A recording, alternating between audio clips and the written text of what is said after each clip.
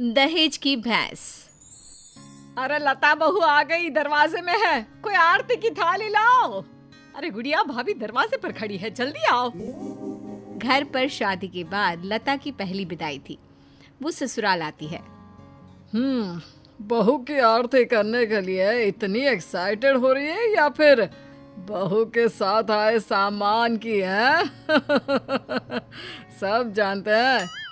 अरे लालची समझ रखा है क्या? अरे घर में अगर दो सामान आ भी जाता है तो तुम्हें क्यों खुजली हो रही है? अरे कहाँ हो सब, मेरी बहू आ गई। सास थाली लेकर दरवाजे पर जाती है, जहाँ सामने एक भैंस खड़ी होती है। माँ, भाभी तो है नहीं, भैंस है, बोलो तो कर दे आरती। भैंस? भैंस कहाँ से आ गई? तभी लता आ जाती है। वो क्या है ना, पापा ने कहा है कि जा रही हो तो भैंस भी ले जाओ, वहाँ ससुराल में लोगों को दूध दही का फायदा हो जाएगा ना। तो ले आए हम। अरे वाह, कहाँ तो बूंद बूंद दूध के लिए तरसते थे, अब तो नदियाँ बहेंगी नदियाँ। लेकिन ये भैंसिया खड़ी कहाँ होगी? रुको, तुम्हारे ससुर से पूछते हैं। सास अंदर बैठे ससुर को आवाज देती है। आज सुन रहे हो, बहू का ये सामान कहाँ रखना है और ये कहाँ रहेगी? ससुर जी से पता ही नहीं कि दरवाजे पर भैंस खड़ी है। अरे करना क्या है, वो ऊपर का कमरा ही तो बनवाया था ना, वहीं रहेगी और कहाँ जाएगी? हैं? ऊपर के कमरे में रखे? अरे लेकिन इतना ऊपर चढ़ेगी कैसे? अरे पैरों से, और क्या पंख उगाना है? बड़ी ही गंवार औरत हो तुम। और अब बहू आ गई है, जल्दी से अंदर ले आओ आरती करके, हम नहाने जा रहे हैं। बाहर आए तो नाश्ता मिल जाना चाहिए, फिर मिलते हैं बहू से। ये बोलकर ससुर तो चले जाते हैं, लेकिन सास सोच में पड़ जाती है कि भैंस को ऊपर पहुंचाए कैसे। खैर काफी मशक्कत के बाद भैंस को छत पर चढ़ा दिया जाता है। हाय रे, न जाने कैसा ससुराल मिला है, एक तो 3 तल्ले ऊपर कमरा दिया है। सोचा था कि खुली छत है, रोमांटिक माहौल बनेगा, लेकिन नहीं, यहाँ तो मेरी भैंस ही खड़ी कर दी। अब सारा दिन सारी रात इसी के गोबर की मैं कमरे में माहौल जमाएगी। अरे रोती क्यों हो? जानती हो ना, घर में पापा का ही राज चलता है। और अब मुझे खुद समझ में नहीं आ रहा कि कैसे पापा ने ये भैंस छत पर चढ़वा दी। खैर चेंज कर लो, नीचे चलते हैं नाश्ता करने, हमें बहुत भूख लग रही है। सभी नीचे आते हैं नाश्ते के टेबल पर। और बताओ बहू, घर पर सब कैसे हैं? पिताजी को बोलते तो वो भी आ जाते, इसी बहाने मुलाकात हो जाती, और वो भी देख लेते कि कितनी शानदार व्यवस्था की है हम लोगों ने तुम्हारे रहने की। कमरा पसंद तो आया ना बेटा? हाँ पापा जी, बहुत। लेकिन वो भैंस। कौन सी भैंस बहू? वैसे भैंस से याद आया, तुम लोगों के मायके में तो भैंस ही भैंस है, तो कम से कम तुमने भैंस की सेवा, दूध निकालना, भैंस को नहलाना, ये सब तो सीखा ही होगा ना? बहू ससुर के सवाल से एक्साइटेड हो जाती है। सीखा? अरे हाथ में जादू है हमारे। भैंस को देखते हैं कि वो दूध देना शुरू कर देती है, और नहलाने का तो ये है कि अगर हमने भैंस या नहला दी ना पिताजी, तो फिर वो भैंस नहीं रहती। हाँ। क्या बात है? फिर क्या बन जाती है? बकरी? चुप। मतलब कि हमारे हाथ में इतना जादू है कि भैंस भैंस नहीं, रंग खिल कर ना उसका बतख की तरह सफेद हो जाता है। अरे 1 घंटे में 75 भैंस नहलाने का रिकॉर्ड हमने बनाया था जी एक बार। हाँ, ये सब तो ठीक है बहू, वैसे भैंस दूध कितना देती है? बहू फिर शेखी में आ जाती है।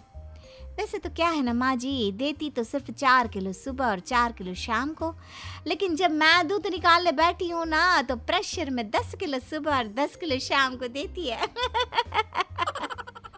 बस फिर क्या, ये सुनकर ससुराल वाले इम्प्रेस हो जाते हैं। ससुर सोच लेते हैं कि इतनी गुणी बहू मिली है तो भैंस तो लाना बनता है। फिर क्या, अगले रोज ससुर दरवाजे पर भैंस खड़ी कर देते हैं। बहू, अरे ओ बहू, देख तो मैं क्या लेकर आया हूँ। तभी बहू एक बाल्टी दूध लेकर आती है। क्या बात है बहू, बाल्टी भरकर दूध कहाँ से आ गया? वैसे देख, दरवाजे में मैंने तेरे लिए एक तोहफा रखा है। बहू दरवाजे पर जाती है जहाँ एक भैंस खड़ी होती है। ये क्या पिताजी, एक और भैंस? एक और नहीं बहू, एक ही है। इसे बाहर ना एक शेड बनाकर खड़ा कर देते हैं, क्या कहते हो? हाँ हाँ पिताजी सही कह रहे हैं, क्यों नहीं। वैसे भी ऊपर ना अब जगह कहाँ है, वहाँ तो। बहू बात पूरी करती कि सास आ जाती है।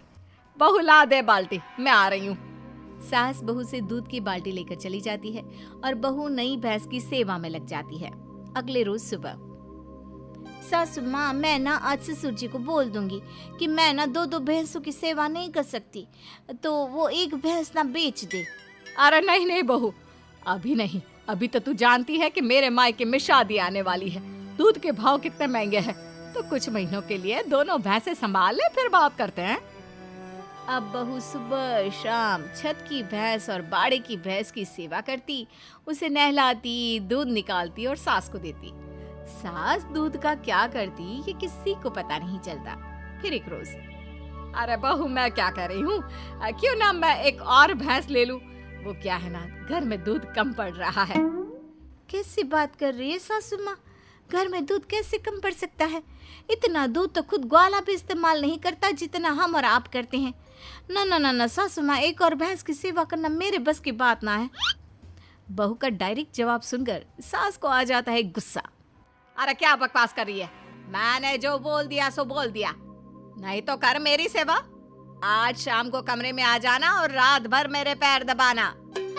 माँ जी, गला ना दबा दूं। भैंस पालने वाली समझा है क्या? अरे कौन से घर में छत पर भैंस खड़ी होती है, सारा दिन गोबर करती है और एक जगह खड़े खड़े भैंस की पीठ भी अकड़ गई है। तभी बहू की बात ससुर के कान तक आती है। क्या छत पर भैंस? अरे कौन से बेवकूफों के घर में छत पर भैंस होती है बहू, क्या तुम भी? हम लोगों के घर पिताजी, आप ही ने तो खड़ी की है ना मेरे कमरे के बाहर भैंस। सारा दिन गोबर करती रहती है। मैं कभी छत की भैंस देखूं, कभी बाड़े की। हाँ? क्या? मैंने कब बोला? अरे जब बहू आई थी विदाई में भैंस लेकर, तब आप ही ने तो मुझसे कहा था ना।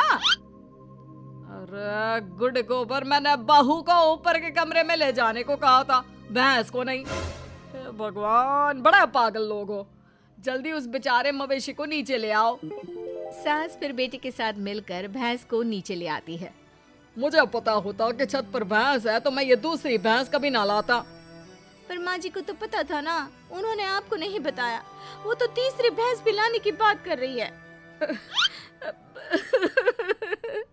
अरे वो तो मैं दूध बेचने का बिजनेस करने की सोच रही थी, इसलिए। सासू माँ प्लीज ऐसा कुछ भी ना सोचा करे। भगवान।